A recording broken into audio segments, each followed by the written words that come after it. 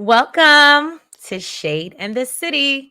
I'm your girl Trees, and of course, we are here to do none other than go beyond the gates for season 1, episode 85. Okay, this is Tuesday's episode. So, if you have not already, all my Beyond the Gates Shade Squad, please make sure y'all hit that like button.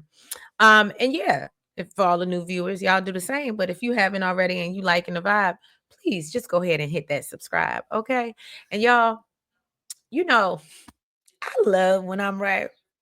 And I know some of y'all was in the comments talking about, oh, Martin's hallucinating and he's not really there.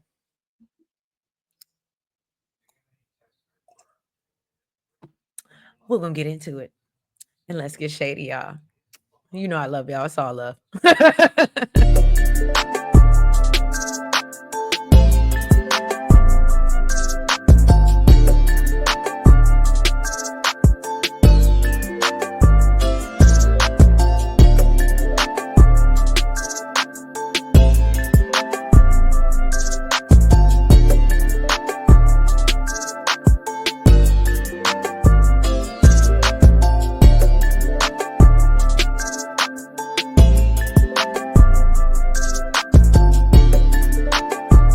All right, so we kick off this episode. Smitty has gone down to, the station to see Jacob. And basically, Jacob kind of gets on him about grilling his daddy. And, for this report that he's writing and reaffirms that Elon has no involvement with all this stuff that he, is trying to dig up. And so Smitty tells Jacob that, well, I actually learned that the real connection is between Marcel and Vernon. And so they're both confused and find it hard to believe, like, what is Vernon's connection? So Smitty tells him, that's why I ran down here to talk to you, but then I ran into your daddy instead. So he was like, can we sit down and, compare notes or whatever? And so Jacob said, look, I'm sorry, I got to side with my dad on this one. And so Smitty tells him, well, look, I got Martin's back as well. Jacob starts questioning, well, how did Martin get in it? And said, as far as I knew, that we were investigating Malone because Martin is scared of him for whatever reason. And he's like, is there something you're not telling me, Smitty? And so Smitty said, if there were, I'm taking it to my grave. So then he tells Jacob that his source told him about Vernon testifying at Malone's eye investigation and came up to the station and, so he decided to sit down and chat with Elon. And then Elon started stonewalling him. And then all of a sudden opened up when he started asking about questions about Vernon, but it was off the record, as we know. So Jacob thinks, well, in my mind, it sounds like they clear. So what are you talking about? So Smitty asked him, well, what are you not telling me? And Jacob says, well, what I'm not telling you is that my daddy want me to fall back from talking to you about Marcel. Okay. And so Smitty was like, well, that's suspicious. And Jacob said, what you're not going to do, that's still my daddy. That's still my hero. That's what you're not going to do, Smitty. Okay. Then they move on to Marcel's payout, and Smitty wants to continue to dig. But conveniently, Marcel walks up asking them, well, what are y'all digging? What y'all trying to find? And so Smitty and Jacob, they do a terrible job of acting as, they were supposed to be playing at some karaoke night. And Marcel basically said that at this point, he thought that Smitty would have enough to write his little piece by now. And so he accuses Smitty of trying to find something to try to make his story pop. And then he looks at Jacob and said, and I hope you're being a loyal partner and making me look good. And then jokes that, you know what? And make sure that you throw out, those strip club visits are off the record. Smitty lets Marcel know that he spoke to Elon as well about him and that he got glowing praise. But then he's like, but I wonder if you have something. But then he questions whether Marcel has something on Elon. And I said, y'all, Smitty gonna snoop his way all up out of here. Okay? All up out of here. I don't know what Smitty doing, but I know what Smitty doing. He's snooping. But still, he gonna snoop his way up out of here because it's just getting real, out of line in Fairmont Crest. Okay. So now Martin, here we go. Here we go. So Martin walk in the house and realize, my notes say, and realizes that this is not a test. Okay. KKK Kenny is sitting in the living room playing chess with Tyrell. Like I said, it's chess, not checkers. Okay. What it and shout out to, I forgot, I believe it was Roy Fay, and maybe I'm wrong, but I love when they pointed out what KKK Kenny did was an in your face move. And for people that play chess, an in your face checkmate is that's a real thing. So shout out to you for knowing. So anyway, so Tyrell is explaining itself to, Martin, and so Martin's like, come over here and get away from that crazy mother, right? And so KKK Kenny comes over and he wants to introduce himself, play like he don't know Martin. And Martin just sits there looking at him when he's like, oh, so you're not gonna shake my hand? You're gonna set a bad example for, your son over here. And so Martin said, look, I'm cutting this little play date short. And so Tyrell's all confused and he don't understand why. And so then, KKK Kenny is saying smart stuff on the way out and tells Tyrell that, oh, I hope to see you again. And I said, oh shit. So after he leaves, Tyrell is just so upset and he questions what Martin's issue is. And Martin tells Tyrell, look, he needs to cease any type of communication with KKK Kenny, like right now. And so he's scolding him because one, you invited a whole adult stranger over to my home. And so he's like, he's not a stranger to me, Dad. We've been playing chess online for weeks, and he happened to roll up in the park and recognize me. I said, ooh, it's deeper than we thought. Not little Tyrell. Y'all know I like Tyrell, okay? So Martin's like, well, show me what you're talking about. And so when Tyrell shows him, he goes in and blocks him. And so Tyrell's upset that Martin is dictating who his friends are. And Martin reminds him that I am the parent and you are the child. I had to remind mine tonight. Jesus. I mean, he's 6. He's not Tyrell's age, but still, And then that's when Martin gets an alert on his phone. And so he tells Tyrell, look, lock all the doors. Don't do nothing. And of course, Tyrell has a rebuttal. And Martin tells him, just do it. Like Nike, mother. Just do it. And so, of course, Tyrell is just sitting there like, I don't know what's going on. And, bless, was it? Help our children. Don't let them fall to the side of the road. Okay, don't let them do it. Now, Joey is at the casino and he realizes that he's missing some money. Okay, so I forgot who was in the comments that mentioned that Randy would be dumb as hell if he stole that man money, but clearly that's exactly what Randy did. All right. And so he's trying to contact Randy, and then he realizes that Randy's phone is in the trash at the casino. So he starts calling Marcel, who's ignoring his call because he was in the middle of a conversation with Jacob and Smitty. And so Joey leaves him a voicemail letting him know, look, Randy done gone rogue and I need him to be found. And he said, call me back, like right now. At this point, Marcel and Jacob are having a conversation, and he tells him, like, look, we got a report to work on, a robbery report to work on. And he was like, okay. And so Smitty, of course, excuses himself. So Jacob is like, well, why were you trying to get rid of Smitty? Marcel tells him that he's sure the answer starts with his bank account.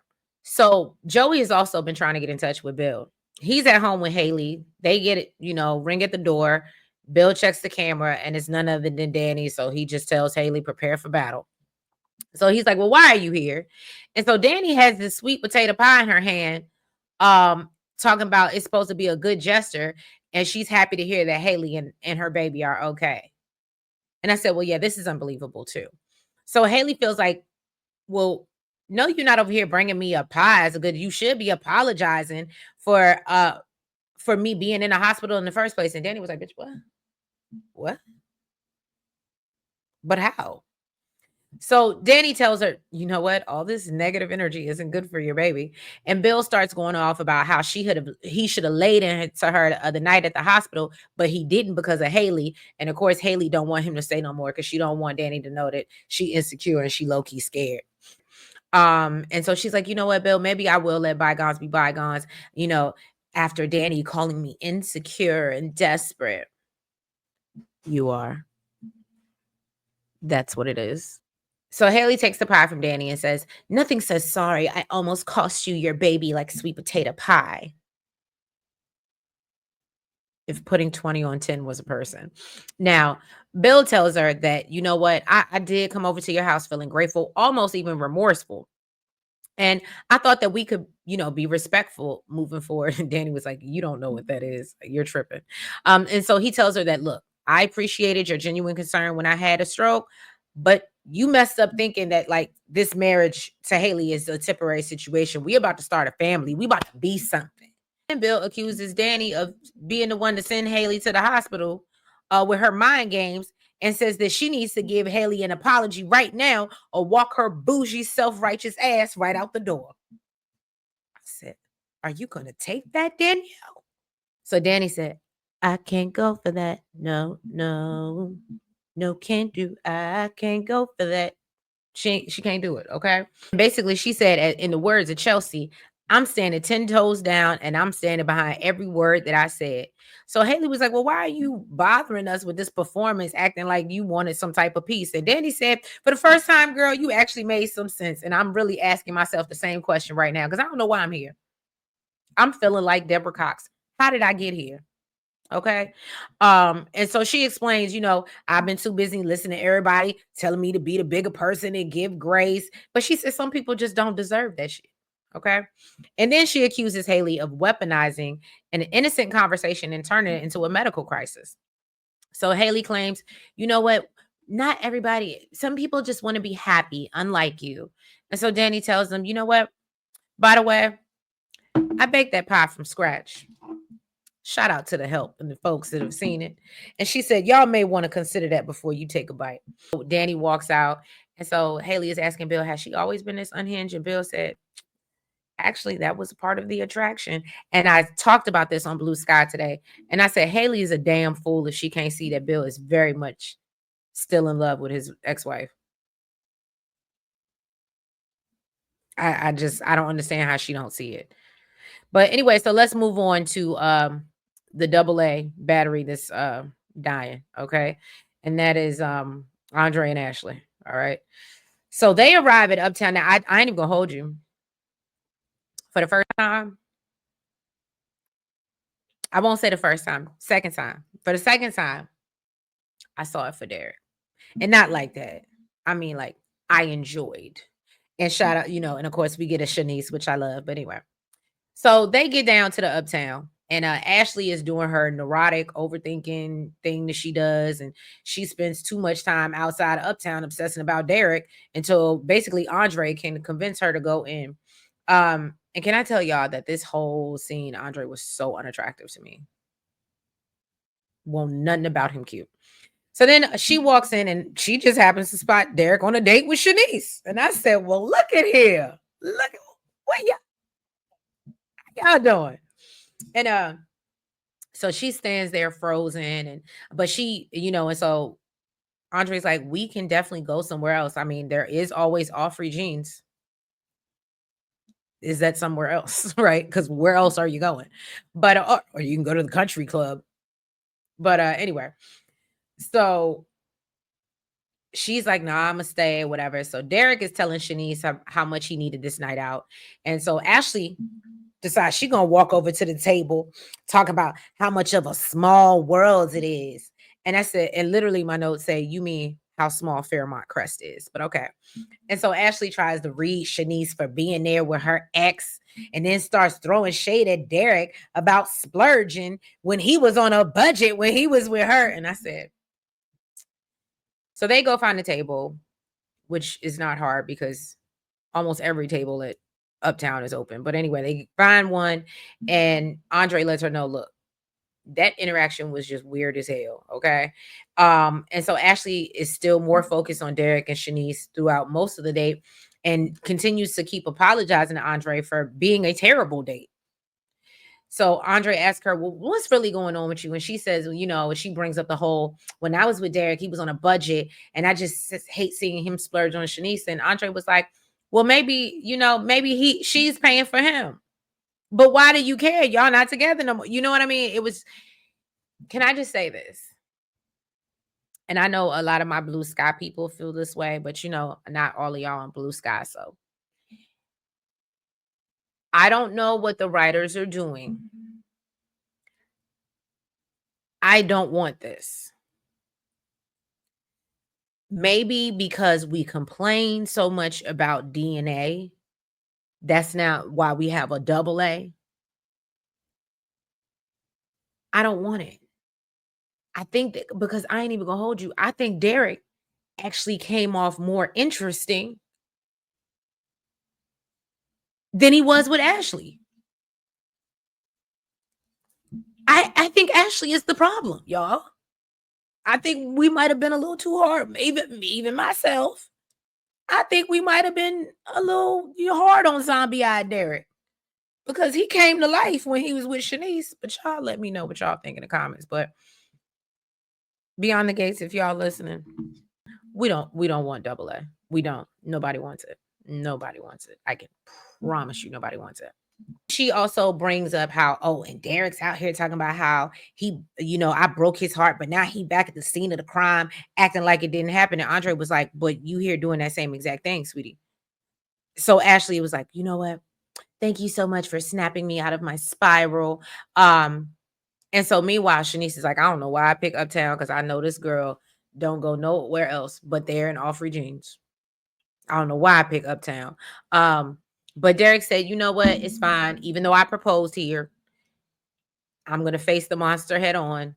And, basically being at Uptown does that. Now, we do jump over to All Free Jeans, and Martin shows up to meet up with KKK Kenny, who apparently has texted him. And he was like, well, look, why were you at my house? And you need to stay the hell away from my family. And so KKK says, well, you must be confused because that's your problem. You think you calling the shots around here. And so Martin was like, look, I don't know why you're doing this because the money thing was supposed to be handled. And KKK Kenny said, look, I know what you thought you were going to do by sending your friend to fix things, but it didn't work out like you thought it would. And he said, and I made it clear to you what would happen if you tried to pull a fast one. And that's exactly what happened. I mean what I say what I mean. Okay. So he basically tells Martin that his bank account is supposed to be stuffed right now. So KKK Kenny lets him know that I know you lying. This is what you do. You're a politician. I know you lying. And I know you didn't expect to ever see me again. And so Martin's like, no, I didn't have anything, no idea of what happened. If things did go wrong. And, he's trying to like, what happened? And Kenny said, look, okay, the price is double. Yesterday's price is not today's price.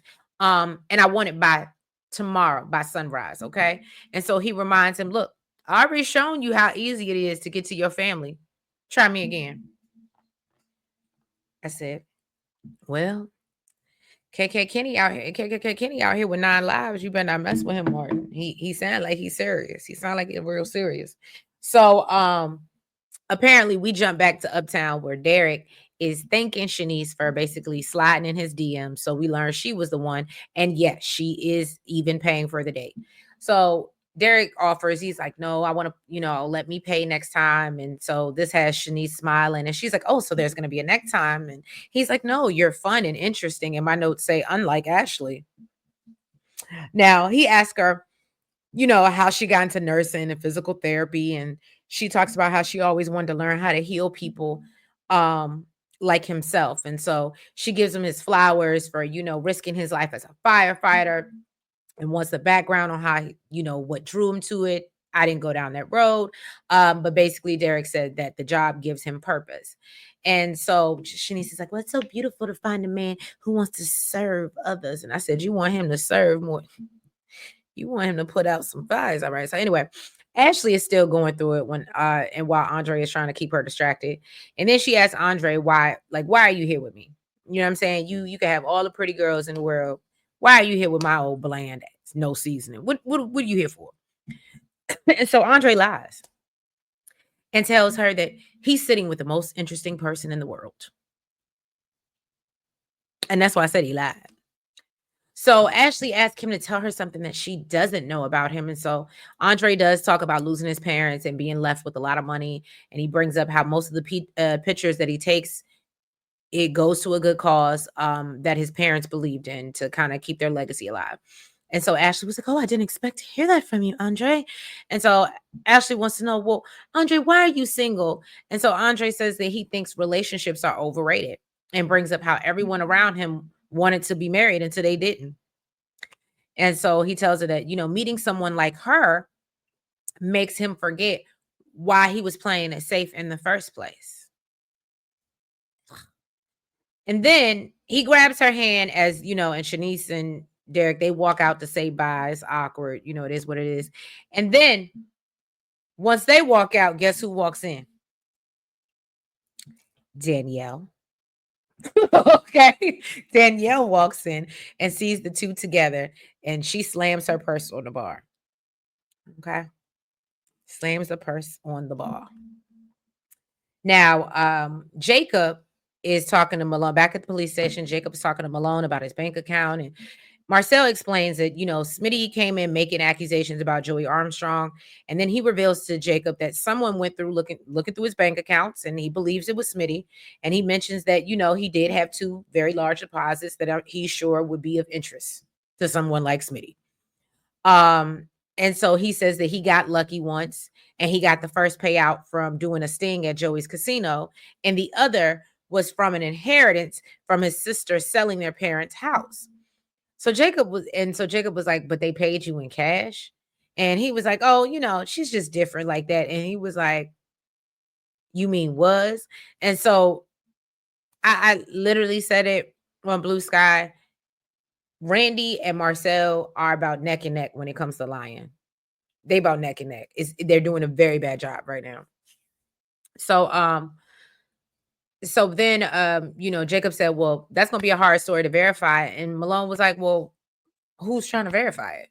And so he said, you starting to sound like Smitty. And so Jacob said, well, Smitty is my family. Marcel reminds him, you need to remember what family signs your checks, okay? Especially after you done dragging and digging through all my business. And then he basically manipulates Jacob about how they should look out for each other as partners. So let's go back over to Haley and Bill's house. So they get a visit from Martin, and Bill is scolding Martin for showing up at his house. And, he was like, I'm going to have to try to explain this to Haley. So Martin lets him know that Haley's feelings are the least of his problems. Okay. He starts to go off about them shutting him out and things are worse. And he explains that KKK Kenny was in the living room playing chess with Tyrell. And Bill is just confused because he was like, I didn't even think he was that smart to play chess. And so Martin tells him he was smart enough to beat you at your game. And I said, clock that. Is that how the kids do it? Clock that, clock that, clock that, clock that. Okay. Um, so he goes on about, what could have happened if he hadn't arrived when he did. And Bill tries to convince him that Tyrell wasn't in any real danger. So Martin tells him he doesn't know that. Just like he didn't know that the situation wasn't handled. So Bill is trying to empathize with Martin. I'm about to be a daddy too. I understand. And so Martin said, why didn't the man get paid? So he tells Bill, look, you supposed to be this great fixer, but look where the fixers have gotten us. So Bill tells him, look, let me do me. Let me do what I do best. And you go home and be with your son. Okay. Please get out of my house. You're making my blood pressure high. All right. Now, Martin does return home, and Tyrell is clearly still upset. Tyrell says that he's embarrassed and accused Martin of overreacting as he always does. And then he tells Martin that he blows up over everything, unlike Smitty, and wants to know why he treated KKK Kenny that way. So then I literally said, he starts sounding like Smitty and is asking if there's something Martin isn't telling him. And when Martin doesn't answer, he just accuses him of having another pointless Martin Richardson crash out. I said, well, I mean, I know they're supposed to respect their elders, but if they right, they right. But not Tyrell was being that this episode, I was like, Tyrell, and like I said, I had a whole thing with my son tonight. I understand what you're saying, but guess what? I'm the adult. I don't care. No rebuttals. Just do as I ask, please. Smitty returns to the station to see Jacob, and Jacob lets him know that Marcel told him that Smitty was digging in places that he shouldn't be, but explains that, the explanations for the payout, he did have explanations for the payouts. But basically Jacob don't believe him. And so then Joey finally does get the phone call from Bill, and he tells him, look, yo, man, Randy done ran off with his money. And Bill lets him know. And he also didn't finish the job with KKK Kenny. And he said, and you need to fix it now or everybody is screwed. And there was somebody else in the comments that brought up Joey, the whole Joey and Randy situation. And I don't know if you guys remember. I don't know if he tried to have Randy do this before or if he had someone before Randy. But if you remember, wasn't this supposed to be done the first time to KKK Kenny and the job didn't get done? And that's why he's still out here roaming the streets years later. So it sounds like Joey up twice. And I'm just at the point, Joey, if you say you a gangster, why you ain't ever pop nothing? It sounds like you more of a wankster and you need to stop fronting, okay? But that's just my thoughts on episode 85. Y'all drop down in the comments. Let me know what you think. If you have not already, please, please, please make sure y'all hit that like button, support. Make sure that you guys comment.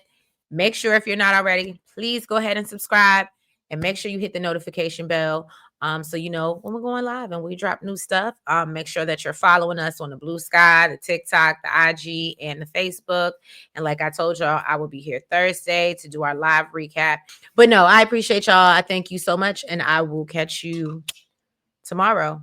Happy hump day.